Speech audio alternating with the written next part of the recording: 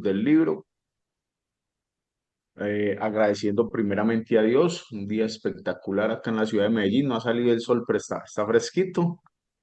Recuerden nuestra recomendación, vamos a tomar nota, participemos, a mí me gustaría escucharlos, su opinión sobre lo que estamos compartiendo acá, esta literatura tan importante. Es importante conocer la opinión de cada uno para ampliar conocimiento. Entonces, Sandrita o Alex, ¿estás mejor o bueno, sigue malito? Vamos con Sandra. En nuestra lectura estamos en la página 118 y promete, dice, la diferencia entre Dios y el oro. Voy a compartir acá el PDF. Acá está. ¿Está bien de tamaño? Perfecto. Listo. Iniciamos acá. La diferencia entre Dios y... Ay, permíteme que lo corra un poquito. Ahí. La diferencia entre Dios y el oro. Mi padre rico me enseñó la diferencia entre Dios y el oro. Si quieres parecerte a Dios y convertir cualquier cosa en oro, debes conocer la diferencia entre Dios y el oro. Y añadió, la diferencia entre Dios, God, y el oro, Gold, es la letra I. La I significa perdedor, loser, saqueador, loter, pésimo líder, lousy leader, y mentiroso, liar. Si no eliminas estos calificativos de tu carácter, nunca adquirirás el toque de Midas, la capacidad de convertir todo lo que toques en oro. La respuesta de Donald. He notado que las personas con una fe profunda son más centradas y productivas. Tienen un sentido del propósito que no puede destruirse y no se desaniman fácilmente. Sean judíos, cristianos, budistas, musulmanes o de cualquier otra religión, muestran una concentración y dedicación que escapan al análisis de negocios. Tengo empleados que por motivos religiosos deben cumplir labores antes del atardecer del viernes, por lo que este día deben salir temprano. Son individuos trabajadores y yo respeto su devoción y fiel observancia. Cuando han viajado conmigo, he programado la llegada de mi jet el viernes temprano para no interferir con ese requisito. Ellos tienen sus prioridades y yo puedo sacrificar un par de horas en la oficina con ese fin. Sé que son devotos y que no solo buscan salir temprano. Yo crecí en una familia cristiana y aprendí a respetar las creencias de los demás. Todos teníamos y tenemos amigos de creencias diferentes. Creo que esto nos ha ayudado a comprender al mundo y a quienes lo habitan. La comprensión puede sustituir al odio y esta es la solución para algunas de las guerras que ha padecido este planeta. A menudo las personas me envían Biblias, ya sea porque me consideran un maestro o porque creen que las necesito. Sé que me he opuesto a algunas enseñanzas en particular cuando digo que si alguien te aplasta, debes aplastarlo. Esto se opone a la lección de poner la otra mejilla, pero así son las cosas en este negocio. En muchas ocasiones sigo uno de los preceptos que me gustan. Sed pues prudentes como las serpientes y sencillos como las palomas. Siento que esto modera mi carácter y agudiza mi inteligencia. No soy un erudito en el tema, pero entiendo por qué las personas pueden dedicar décadas a estudiar la Biblia. Hay en ella mucha sabiduría, muchas lecciones y mucha historia. Mi padre era amigo del doctor Norman Vincent Peale, a quien conocí y cuyo libro recomiendo, The Power of Positive Thinking. Él ya no está con nosotros, pero su esposa Ruth cumplirá 100 años en septiembre de 2006. Tener fe significa creer en un poder más grande que uno. Yo tengo la certeza de que ese poder existe y eso me da la fuerza para perseverar en cualquier circunstancia. Es una idea que tienen los líderes porque la necesitan. Saben que no son omniscientes ni omnipresentes, pero realizan su mayor esfuerzo para quienes los rodean y se esfuerzan en valorar todos los aspectos al tomar decisiones. Tengo un cuadro en una galaxia y lo miro con frecuencia porque me recuerda cuán pequeños son mis problemas en comparación con los del universo. Al verlo recupero la proporción de las cosas y me siento menos presionado. Sigo siendo responsable ante mi familia, mis empleados y mis negocios, pero sé que aunque soy famoso y exitoso, hay un poder mucho más grande que yo. La fe te da la confianza para seguir adelante y al mismo tiempo te enseña humildad. Nunca he pensado que la prosperidad sea mala o que deba evitarse. Donald Trump. Tu respuesta. ¿Cuáles son tus ideas respecto a Dios y la religión? Espacio para responder. ¿Cómo influyen tus creencias religiosas en tus sentimientos acerca del dinero? Espacio para responder. ¿Crees en un mundo de abundancia o en un mundo de escasez? Espacio para responder.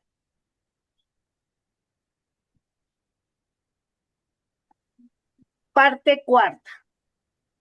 ¿Qué harías si estuvieras en mis zapatos? Una de las cosas más peligrosas que puedes hacer es decir, tengo $10,000, ¿qué debo hacer con ellos? El problema con anunciar que no sabes qué hacer con tu dinero es que atraerás a millones de personas que sí saben qué hacer con él, llevárselo. La mayoría de las personas quieren escuchar una fórmula mágica. Son quienes suelen seguir el consejo de los asesores financieros, ahorrar, cancelar las deudas, invertir para el largo plazo y diversificar. Si estás buscando a alguien que te diga qué hacer con tu dinero, la mayoría te dirá que lo mejor es gastar lo menos posible. Si esto te resulta atractivo, adelante. Las personas que buscan una respuesta mágica son quienes invierten para no perder. Les asusta cometer errores. Si te da miedo cometer errores, busca a alguien que te dé una respuesta mágica y entrégale tu dinero. Donald y Robert creen en la educación financiera, no en respuestas fáciles que se ajusten a todos. Asimismo, prefieren aumentar constantemente lo que ganan a trabajar para gastar lo menos posible. En esta parte del libro, Donald y Robert ofrecen consejos a grupos específicos sobre cómo tomar la delantera mediante la educación financiera.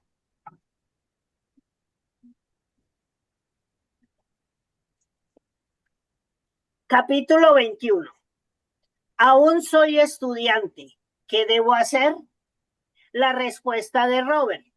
Si estás en la preparatoria o eres más joven, te sugiero que te concentres en divertirte. Si observas cómo juegan los cachorros de gatos y perros, te darás cuenta de que en realidad están aprendiendo muchas habilidades que necesitarán en la vida adulta. Diviértete, juega y aprende. Me dan lástima los niños cuyos padres los preparan para Harvard desde el jardín de niños. En Hawái, padres ricos pagan $1,000 mensuales para que sus bebés de 6 meses asistan a escuelas que ofrecen desde guardería hasta educación preparatoria. Es su decisión, pero no me gustaría ser uno de esos niños. Yo no supe que era pobre hasta que asistí a la escuela. Lo peor era que decir a mis padres, a otros adultos o a maestros que yo quería ser rico era malo. En mi familia querer ser rico, desear tener dinero era sacrilegio. Sé que en muchas familias y grupos esto sigue siendo así. Si perteneces a una familia o círculo social en que querer ser rico sea considerado malo o incluso pecaminoso, guarda silencio. No contraríes a los adultos, no vale la pena. Busca en la escuela o en internet amigos que piensen como tú y sea auténtico sin violar los valores de tu familia. Tu familia es importante. Si tu familia te apoya en tu deseo de ser rico, invítalos a tu viaje. A menudo son los jóvenes quienes llevan a sus padres a seminarios como los que impartimos juntos Donald y yo. Muchas veces se me han acercado padres y madres para decirme mientras señalan a sus hijos e hijas, leyeron su libro y quisieron que los trajeran a este seminario. De no ser por ellos, no estaría aquí. Recuerda, el dinero en sí no es bueno ni malo, aunque todos conocemos personas que hacen cosas malas por él. Muchos temen que si te gusta el dinero te volverás codicioso, lo que efectivamente ocurre a algunas personas. No olvides que si decides ser rico, también puedes decidir ser una muy buena persona rica y generosa. Tuve la suerte de que mis amigos ricos no fueran snobs, eran amables con todos. Cuando jugábamos béisbol o fútbol americano, éramos un equipo ricos o pobres. Éramos un equipo ricos o pobres. Sé que actualmente las cosas son distintas. Muchos jóvenes se reúnen en camarillas que discriminan a quienes son menos afortunados. Si decides ser rico, te pido que seas amable y respetuoso con todos y no te conviertas en un snob. La mayoría de las personas tienen problemas con el dinero porque en la escuela solo aprenden a trabajar por dinero. Pocas aprenden a poner al dinero a trabajar para ellas. Robert Kiyosaki. 2 desafíos en la escuela. En la escuela enfrenté 2 desafíos. El primero fue que su intención era programarme para que consiguiera un empleo. Los maestros asumían que yo sería un empleado del cuadrante E. Yo quería ser empresaria. Por fortuna, en la actualidad las escuelas tienen clubes de negocios y planes de estudios para alumnos que quieren ser empresarios. En mi época había unos pocos clubes, pero los dirigían personas que no sabían nada de negocios. El segundo desafío fue que las escuelas castigan a quienes cometen errores. ¿No es absurdo? La manera en que aprendemos es cometiéndolos. Yo aprendí a andar en bicicleta, a montar patineta y a surfear cayéndome una y otra vez. Si me hubieran castigado por caer, nunca habría aprendido. Cuando cometas un error, por favor, no mientan ni finjan no haberlo cometido como hacen muchos adultos. Aprende de tus errores y te educarás más rápido que quienes procuran evitarlos o fingen no cometerlos. 2 magníficos ejercicios. Ejercicio 1. Este es un ejercicio excelente para cuando tengas edad suficiente y tus padres estén de acuerdo. Consiste en presupuestar y comprar los alimentos de tu familia para una semana. Digamos que el presupuesto de tu familia para la alimentación de una semana es de $100. Planea el menú y compra la comida sin salirte del presupuesto y satisfaciendo a todos con el menú. Hazlo varias veces hasta que sepas presupuestar bien y tu familia esté satisfecha con tu elección de platillos. Este es un magnífico ejercicio para aprender a presupuestar. Cuando yo lo hice tenía 15 años y solo escuché quejas. Aunque no me salí del presupuesto, mi familia se hartó de hot dogs y frijoles. Después de hacerlo comprendí mucho mejor a mi mamá. Ejercicio 2. La mayoría de las personas tienen problemas con el dinero porque en la escuela solo aprenden a trabajar por dinero. Pocas aprenden a poner al dinero a trabajar para ellas. Una vez que aprendas a presupuestar los alimentos, puedes aprender a ganar dinero con el dinero. Este ejercicio es fácil si eres creativo y difícil si no lo eres. Todo lo que debes hacer es ver cuánto tiempo te tomará duplicar $10. Puedes prestarlos a un amigo y cobrarle $1 mensual de interés, con lo que te tomaría 10 meses duplicarlo. O puedes comprar algo y venderlo en internet. Si eres bueno, podrías duplicarlo en un día. El reto es descubrir cuántas maneras diferentes existen de ganar dinero a partir del dinero. La mayoría de los adultos tienen problemas económicos porque no tienen idea de cómo hacer esto. Solo saben ir a trabajar, recibir un salario y gastar lo que ganan. Para ser rico necesitas conocer las diferentes maneras que hay de ganar dinero a partir del dinero. Aprendiz y mentor. Donald y yo tuvimos como mentores a nuestros padres ricos. Tal vez por esta razón Donald tiene su exitoso programa de televisión El Aprendiz. Hace años, antes de que existieran las escuelas reguladas por el gobierno, los jóvenes adquirían sus conocimientos siendo aprendices de un mentor. Este sistema era el principal vehículo del saber. Desde la época de las cavernas, los niños aprendían su oficio como aprendices de mentores adultos. Actualmente, en vez de mentores, tenemos maestros. Aunque hay similitud entre unos y otros, también hay diferencias. Una de ellas es que los maestros enseñan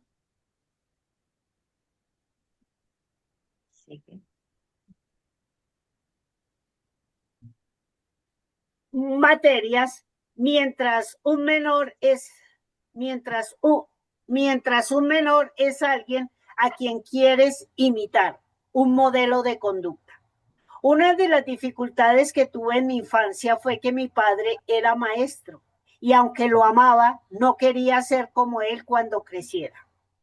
Mi padre me enseñó muchas cosas invaluables, la importancia del honor, el amor al estudio, la honestidad y el valor de desafiar a un sistema de gobierno corrupto, aun si esto significaba perder su empleo. He procurado seguir muchas de esas enseñanzas en mi vida actual, pero no quería ser como él, un maestro del sistema de gobierno. No quería necesitar un empleo ni esperar que el gobierno se hiciera cargo de mí cuando me retirara. Quería ser un emprendedor rico que invirtiera en bienes raíces. Por eso busqué un mentor, mi padre rico. En la actualidad soy maestro. La diferencia es que soy un empresario dueño de un negocio educativo. Si no hubiera sido aprendiz de mi padre rico, dudo que hubiera llegado a ser un empresario que invierte en bienes raíces, oro, plata y petróleo. En otras palabras, al buscar un mentor, pude encarnar lo mejor de mis dos padres. Recuerda la diferencia entre maestros y mentores. Si eres afortunado y un mentor que te agrada decide aceptarte como aprendiz, respétalo por el tiempo que te dedica y la sabiduría que te imparte. En la vida conocerás a toda clase de personas. A unas las amarás y a otras desearás no haberlas conocido. Sin embargo, de todas puedes aprender. Un comentario sobre la escuela. Aunque a mí no me gustaba la escuela, no sacaba buenas calificaciones ni he utilizado mucho de lo que estudié.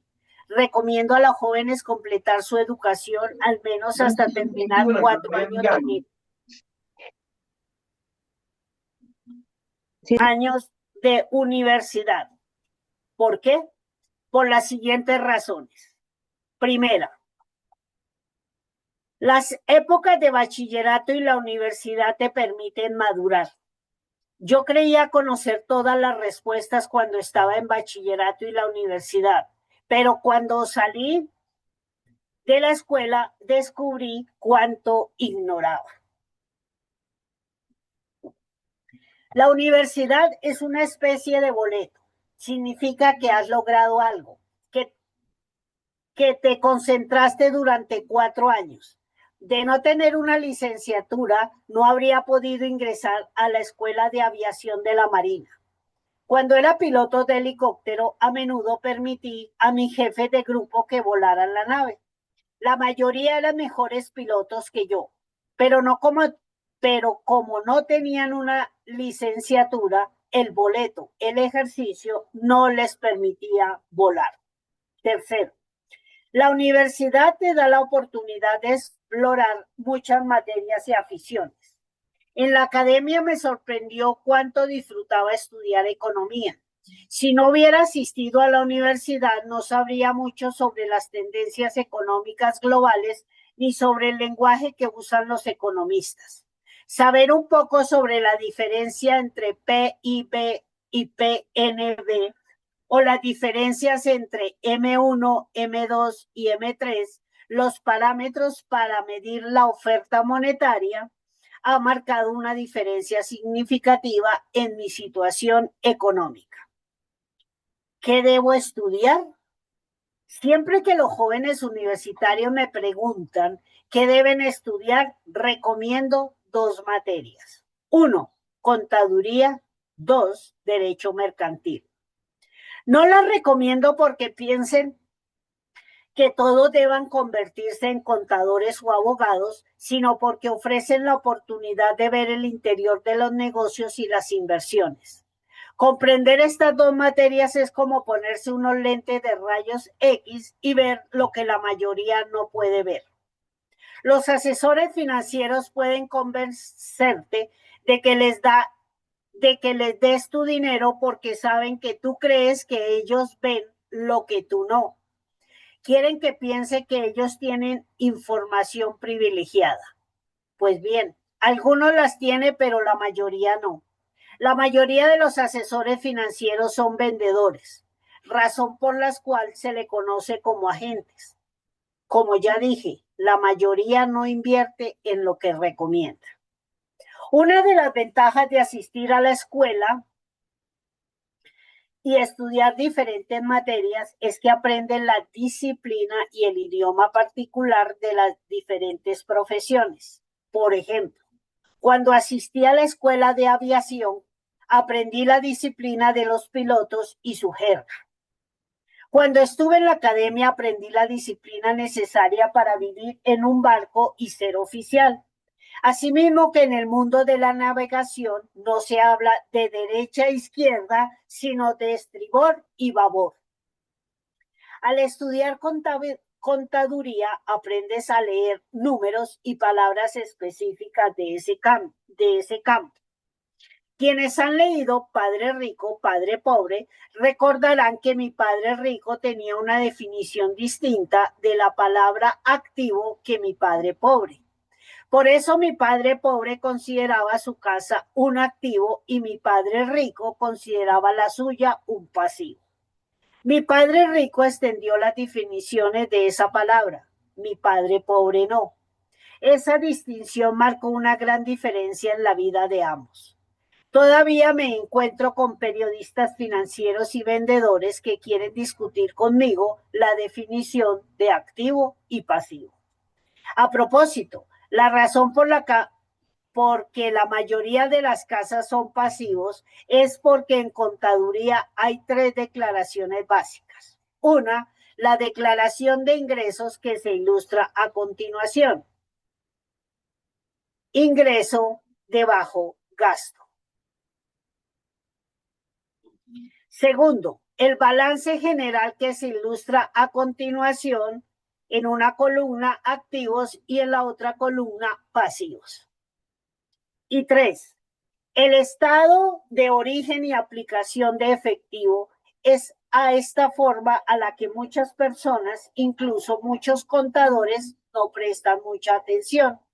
Si eres inversionista, a diferencia de muchos contadores, deberás prestar mucha atención al estado de origen y aplicación de efectivo. Como cualquier empresario inversionista sabe, el flujo de efectivo es la clave.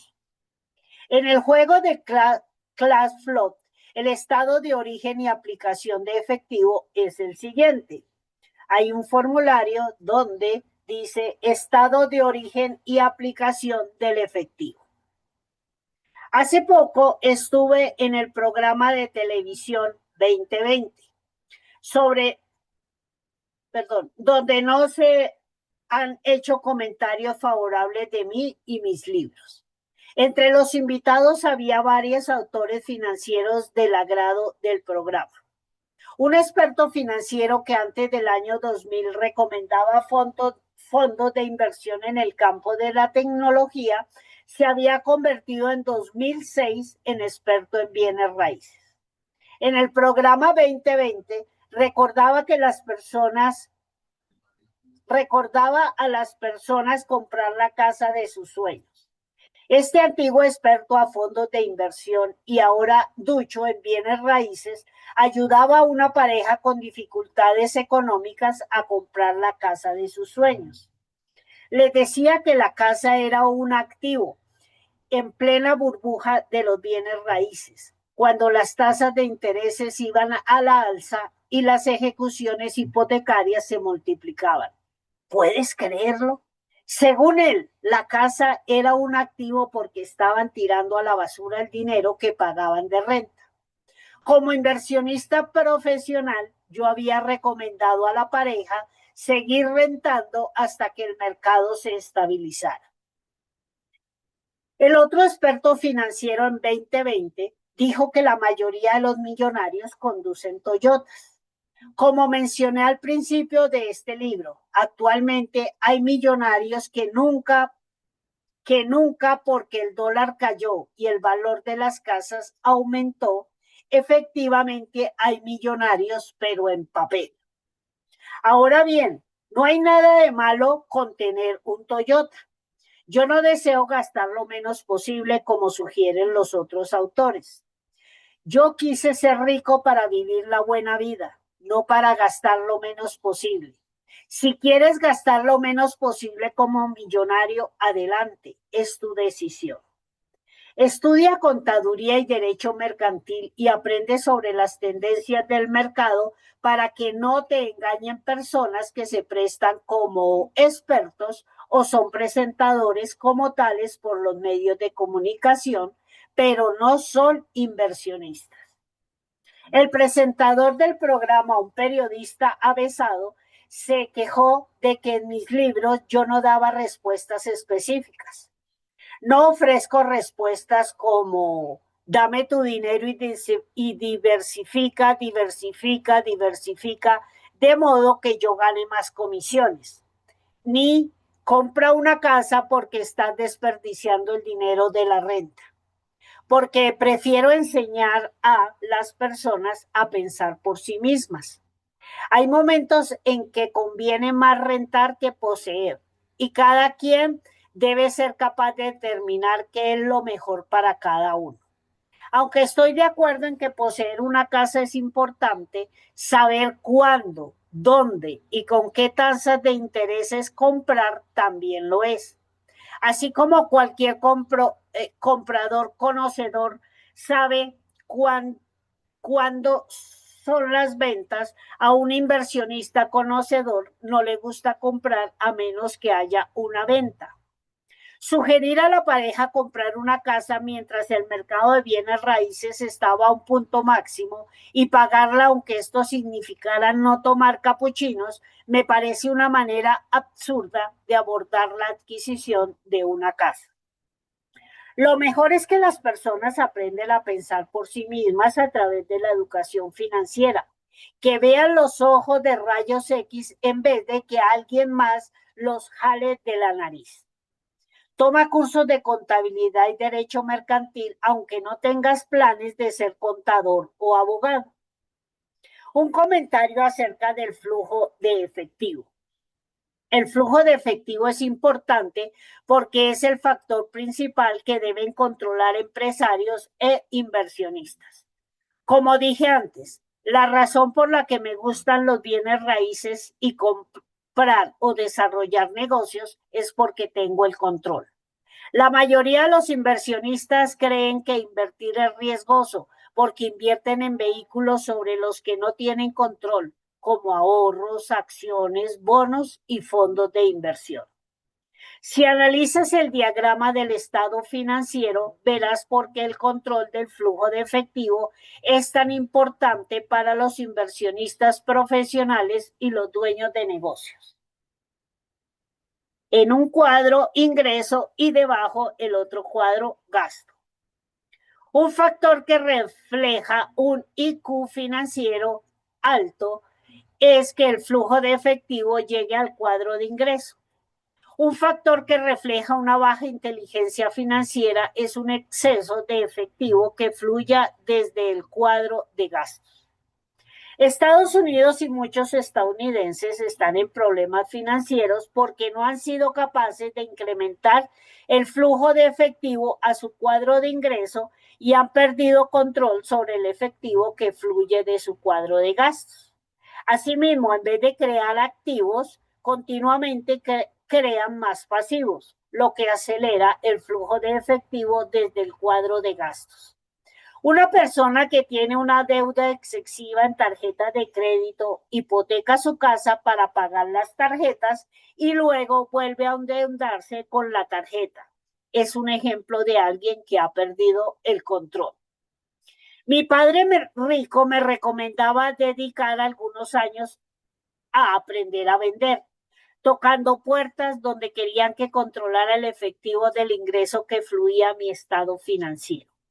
Muchas personas tienen problemas financieros porque no saben de ventas o mercadeo. Ya habrán notado que Donald Trump es posiblemente el mejor vendedor del mundo. Su marca significa dinero y atrae dinero. Curiosamente, mi padre rico decía que el cuadro más importante era el de gastos. La mayoría gasta y se hace pobre. Si quieres ser rico, debes saber cómo gastar para hacerte rico. En el diagrama siguiente comprenderás por qué lo decía.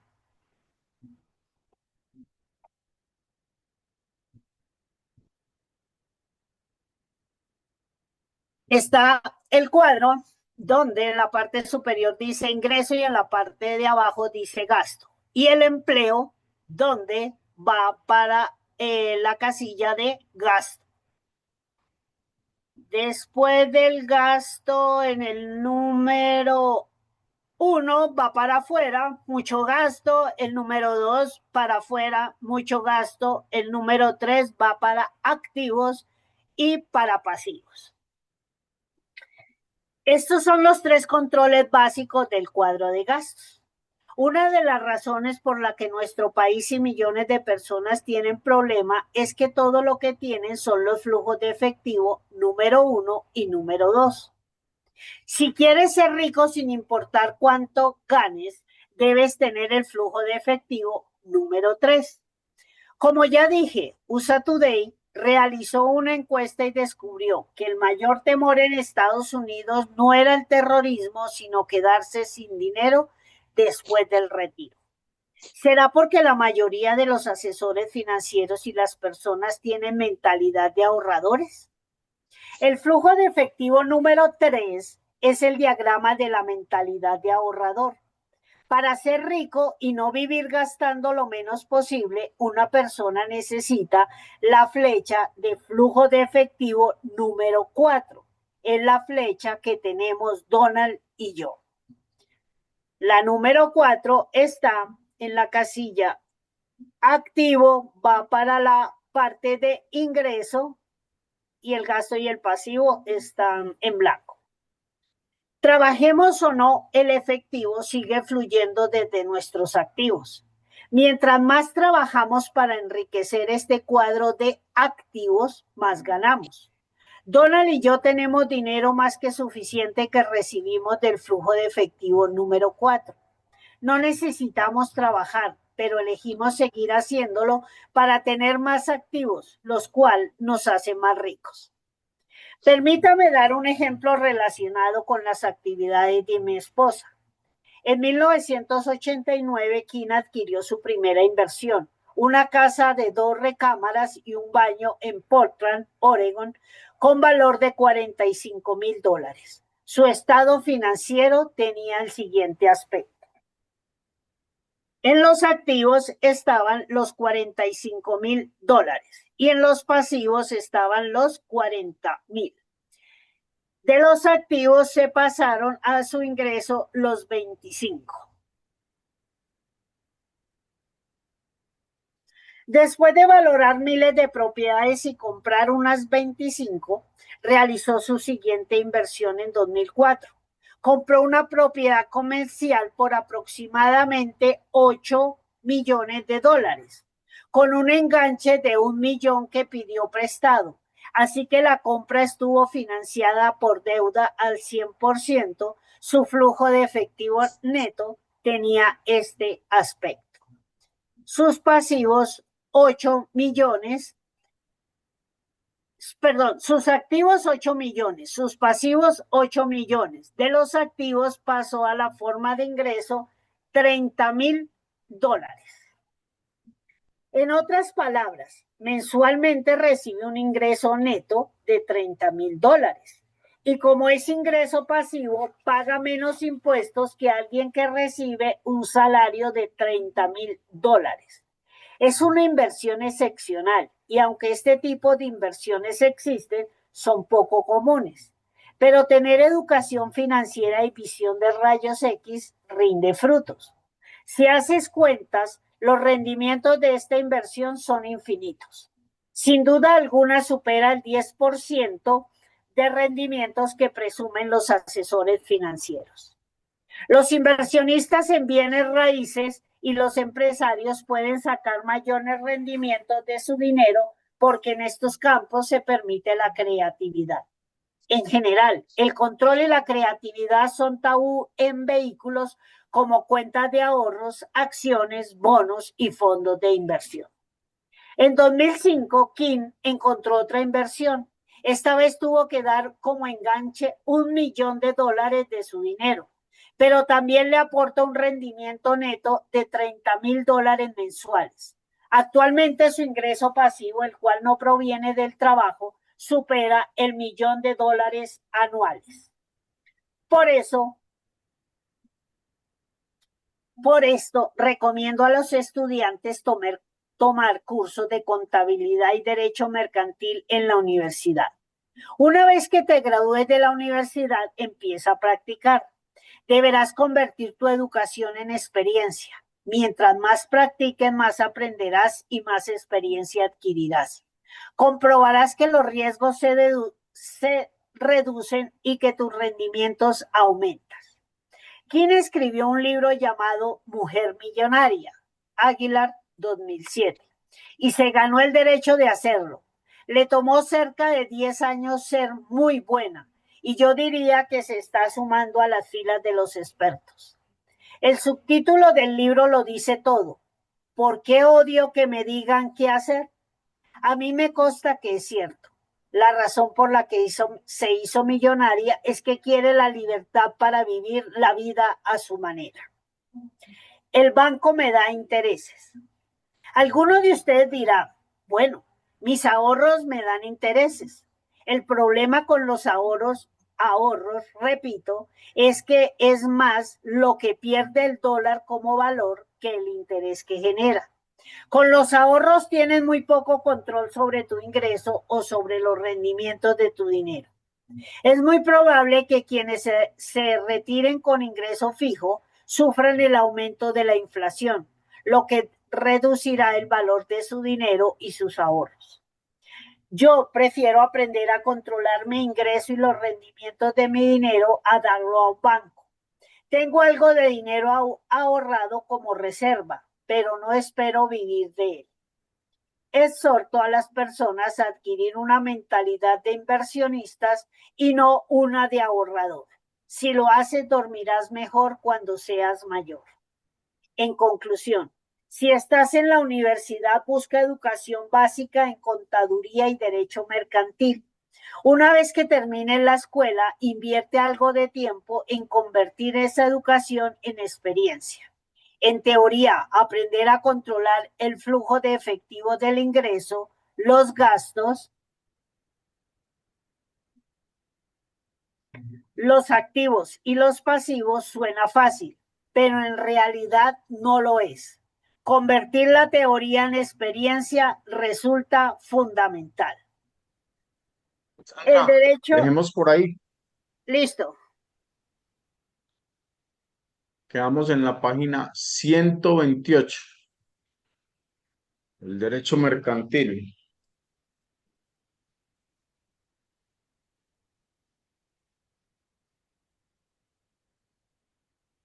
Muchas gracias, Sandra. Espectacular lectura. Página 128, el derecho mercantil. Ok, familia, saludos hoy a las 18 personas acá conectadas. Y bueno, recapitulando lo leído de hoy, hablaban de la integridad para obtener el toque de Midas. Me gustó mucho esa parte.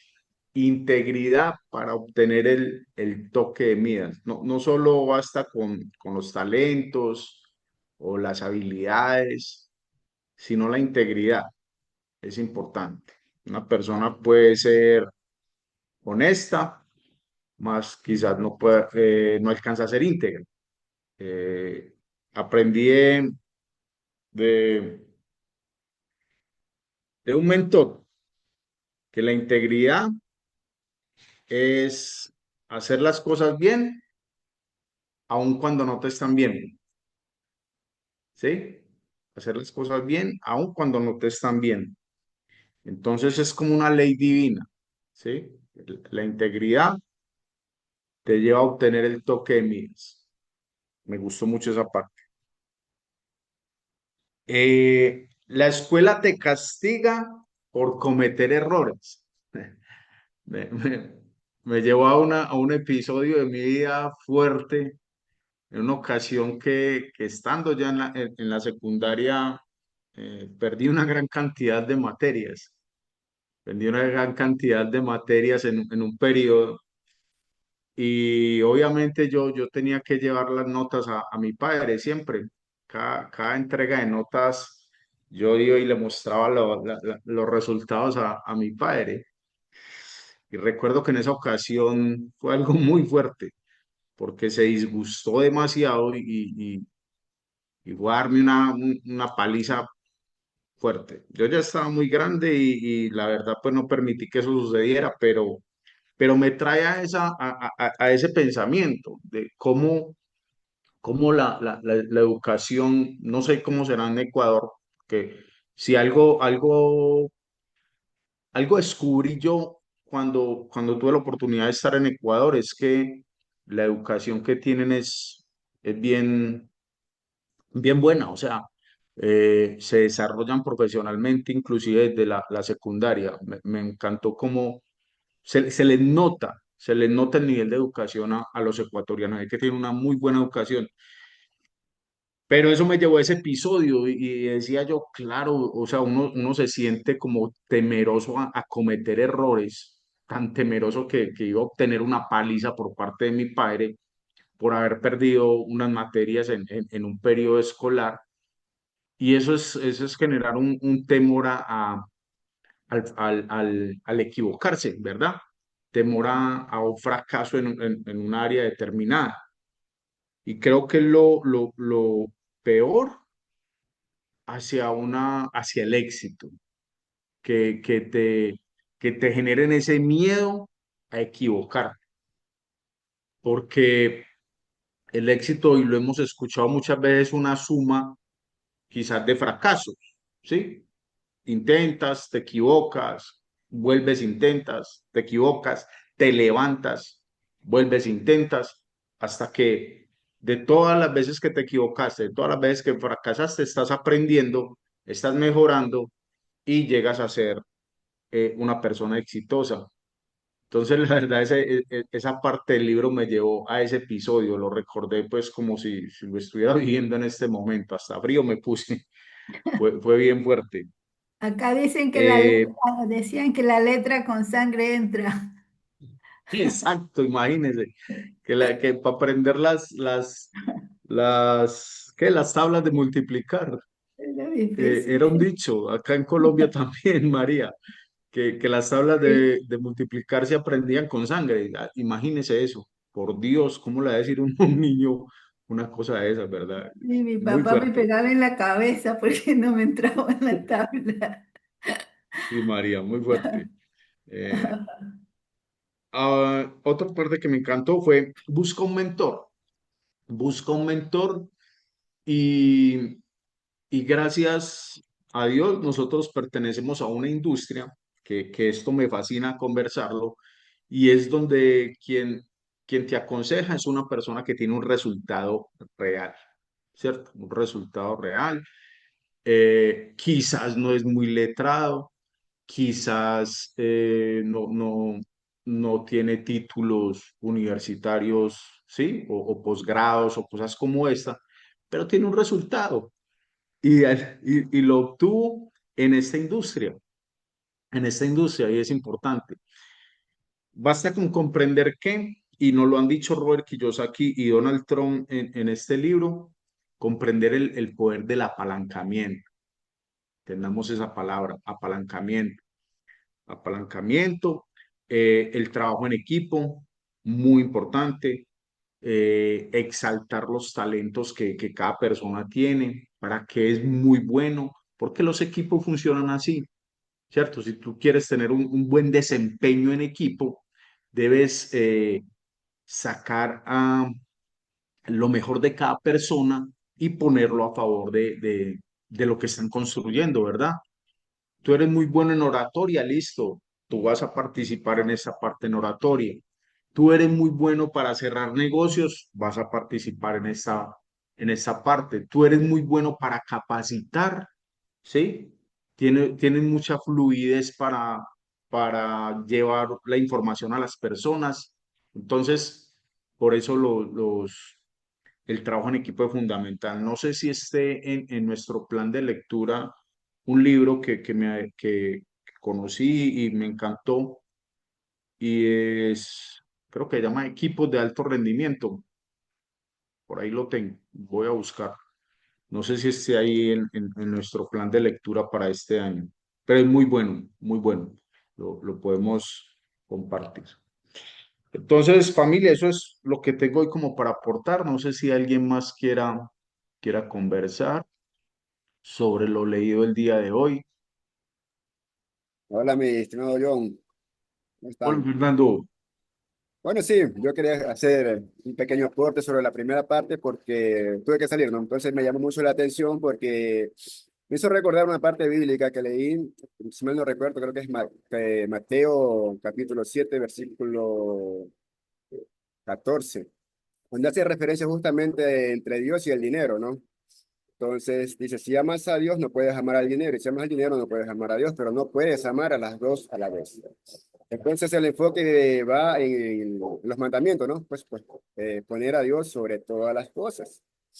Amar a tu prójimo como a ti mismo. Entonces el enfoque está dentro de las personas. ¿Por qué te digo esto? Porque normalmente priorizamos y ponemos en primer punto lo que es la cuestión del dinero. Entonces, como dice el libro, esa es como un espejismo. Entonces, eso me gusta aquí del proyecto porque nos enfocamos en trabajar más a las personas, a desarrollar a las personas, a desarrollar las habilidades, el liderazgo, para así formar un equipo, como lo estabas diciendo. Si tú eres bueno para esto, pues te vas a enfocar en esto, ¿no? Entonces, eso es lo que me atrae, lo que me llamó la atención en ese primer punto. No te digo, no pude ver todo porque me tocó salir a hacer unas compritas, entonces no pude estar en toda la lectura, ¿no? Pero eso sí me hizo recordar esa parte bíblica. Y como dice, no te preocupes por el mañana, porque el mañana tendrá sus propios problemas y así mismo como tiene sus propios problemas, también tendrá sus propias soluciones. Entonces, tener confianza siempre en Dios, que las cosas van a llegar, entonces poner todo en las manos de Él, priorizarlo a Él y que el resto llega por añadidura. Eso, mi querido John. Saludos a todos. Gracias, Fernando. Gracias por tu participación. Y mira lo importante. De todas esas participaciones son fantásticas porque aprendemos de cada uno. Mira la percepción que tú tienes en este momento, muy importante, ¿sí? Y nosotros estamos en una industria que precisamente, como lo dice Fernando, nos recompensa por desarrollar a personas. Eso es muy bonito, la verdad es muy bonito y más en nuestro negocio con ese programa fascinante del Perlas, que la verdad en ninguna compañía en lo tradicional o de redes de mercadeo conocí algo similar. Nunca, nunca vi una empresa tan preocupada por el desarrollo femenino, el desarrollo como empresarias de las mujeres. Entonces, la verdad, nosotros tenemos un negocio bien bonito para, para trabajar en él, para formar a líderes femeninas, masculinos, hombres, todos, que podamos avanzar en este negocio. Y sí, exaltar los talentos de cada uno, ponerlos a favor de un trabajo en equipo, es muy importante. Recuerdo unas palabras de Ale Ramírez que cuando acá hay un resultado, no es solo el resultado de esa persona, es el resultado de un trabajo en equipo. Y eso es lo que debemos volver a fortalecer. Creo que estamos viviendo un ambiente bonito de sinergia, de trabajo en equipo, lo que viene haciendo Mayrita, lo que vi que estaba haciendo Sandra acá en Medellín. Todo eso son acciones que conllevan a que van a haber resultados importantes. Acá en el mayorista también se hace un trabajo fuerte de estar promoviendo mucho producto, de estar atentos a lo que va sucediendo. Entonces, bien importante, familia. Bueno, ¿alguien más que quiera comentarnos algo sobre el libro? Creo que Leer es el chat. bueno leer el Creo que chat. tengo acá. Exacto, voy con el chat, que sé que acá hay unos mensajes. Dice así, de Ale Ramírez. Las personas con una fe profunda son más centradas y productivas. La fe te da la confianza para seguir adelante y al mismo tiempo te enseña humildad. Excelente, ¿sí? Poner a Dios sobre primero en todas las cosas y tener una fe profunda en lo que estás haciendo. Educación financiera en respuestas fáciles que se ajusten a todos. Si decides ser rico, te pido que seas amable y respetuoso con todos y no conviertas en un snob. Busqué la palabra snob y es esta persona que quiere vivir en estándares superiores a lo que es, ¿cierto, Alex? Esa es la traducción del snob. O sea, aquellas personas que piensan, y conozco varios snob, aquellas personas que piensan que por estar en el mejor restaurante, entonces van a ser mejores que otras, todo este tipo de cosas. Entonces, gano esto. La mayoría de los adultos tienen problemas económicos porque no tienen idea de cómo hacer esto. Solo saben ir a trabajar, recibir un salario y gastar lo que ganan.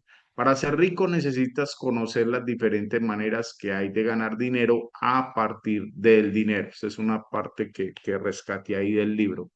Sí, muchas personas se quedan en eso, no abren la mente y no se educan financieramente, no conocen ninguna de estas literaturas para saber que el dinero no es solo ir a trabajar y que te recompensen por unas horas laborales, no, hay formas de apalancarse, de poner el dinero a trabajar para ti y eso lo aprendemos es, en estos libros, en esta literatura. Alex nos dice, si eres afortunado y un mentor que te agrada decide aceptarte como aprendiz, respétalo por el tiempo que te dedica y la sabiduría que te imparte. Excelente. Tenemos un gran mentor en nuestro equipo, Manuel Moraes, es una persona que yo admiro demasiado, su humildad, su sencillez, y para resumir a Manuel Mora, yo en una sola palabra, yo diría que es relacionamiento. Manuel tiene mucha inteligencia relacional, espectacular. Entonces, eso le he aprendido bastante a Manuel. Alexander nos dice, ¿se puede aprender aquí con el esquema de la compañía a economizar con descuentos o ganar dinero extra solo vendiendo?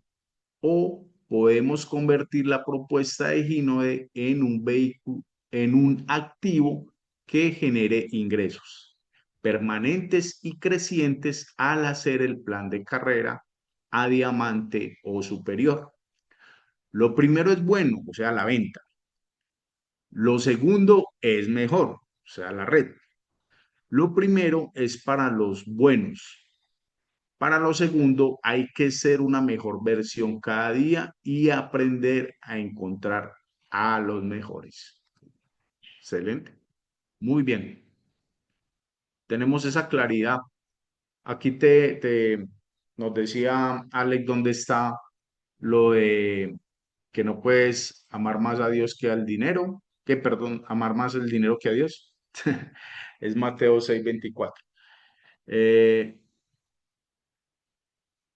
Definitivamente estamos en un negocio muy, muy bendecido. Este libro nos ha abierto la mente a cómo darle manejo al dinero, a mirar la importancia de identificar estos cuadros de ingresos, de pasivos, de qué es un pasivo, de qué es un activo, de cómo generar activos para tener ese flujo de efectivo. Importante, muchas, muchas, muchas enseñanzas nos deja. Creo que eso es todo por hoy, familia. Como les dije ayer, esta semana quizás no pueda estar conectado, voy a hacer lo posible. No hay muy buena señal para donde voy, pero ahí estaré. Obviamente el espacio continúa.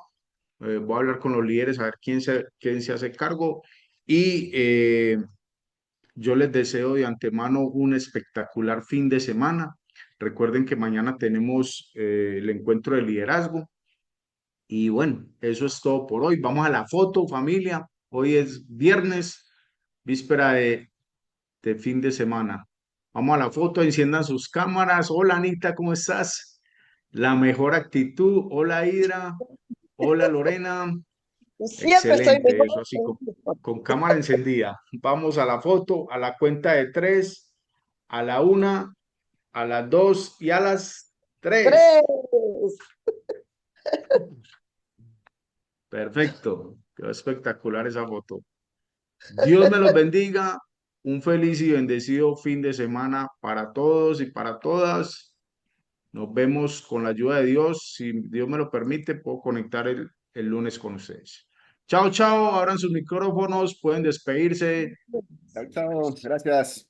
Infinitas Para todos los bendiciones para efectos. todos. Muchísimas gracias. Bendiciones y más bendiciones.